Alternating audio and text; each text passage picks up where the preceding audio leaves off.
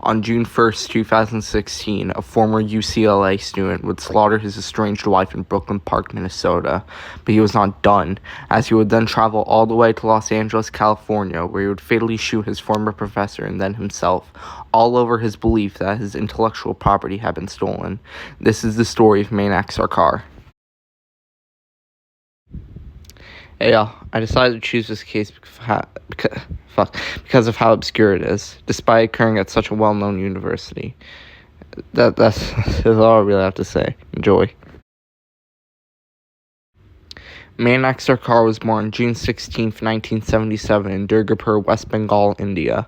Not much is known about his family, but when Mainak was 7, they enrolled him into St. Michael's School, a local co-education English medium school. He would be described by a teacher as very quiet, well-behaved, and obedient.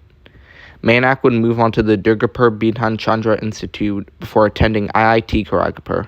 He graduated in 2000 and then worked as a software developer at InfoSites until 2001.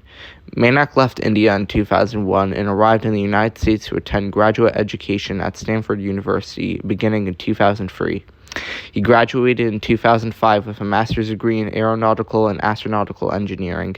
After he relocated to the United States, he also briefly worked as a research assistant at the University of Texas at Arlington and as a software developer. Mainak began attending the University of California, Los Angeles in 2007 under Professor William Scott Klug, or Bill as he was called. Bill was a graduate of Westmont College and the California Institute of Technology and became a UCLA professor in 2003. Mainak would study solid mechanics under Bill and eventually became part of the Klug Research Group, a group of 6 doctorate students under Bill. During this time, Mainak met a woman named Ashley Erin Hasty. They hit it off, and on July 14, 2011, Mainak and Ashley married. In 2013, Mainak graduated UCLA and relocated to Minnesota from Culver City, California, where he and Ashley settled.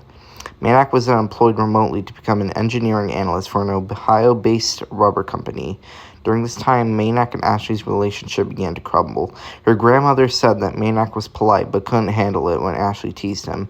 By sometime in 2014, Mainak quit his job, and this is when his life began to seemingly fall apart.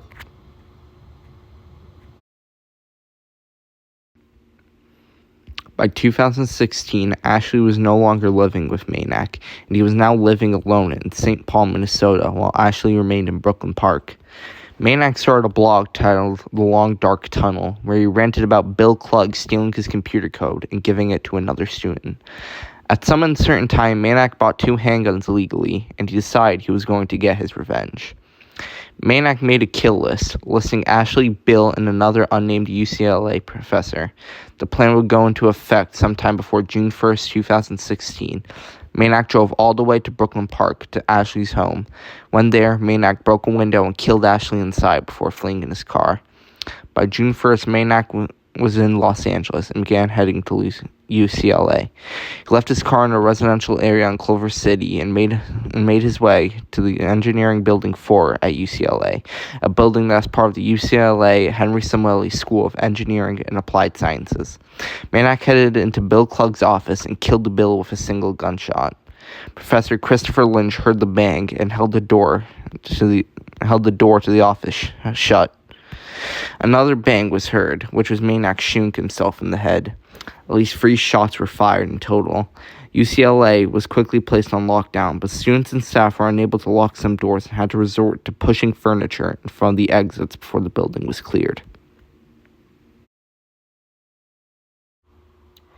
Mainak and his attack was over.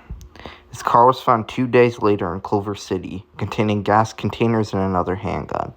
It is believed Mainak used a bus to get to UCLA, and that the containers were used to refuel his car on his drive from Minnesota to California and back. After the incident, UCLA canceled classes for the day and would end up announcing the UCLA Institute on Campus Violence on June 8th, a research center that would utilize university research and public service capacity to study strategies to combat campus violence. Despite the attack occurring on the campus of such a well-known university, Mainak and his attack would be mostly forgotten within the last 9 years. Although it seems Mainak didn't want recognition. He simply wanted revenge. That's should end this video for today. If you like this video, please like and subscribe. Goodbye and stay safe.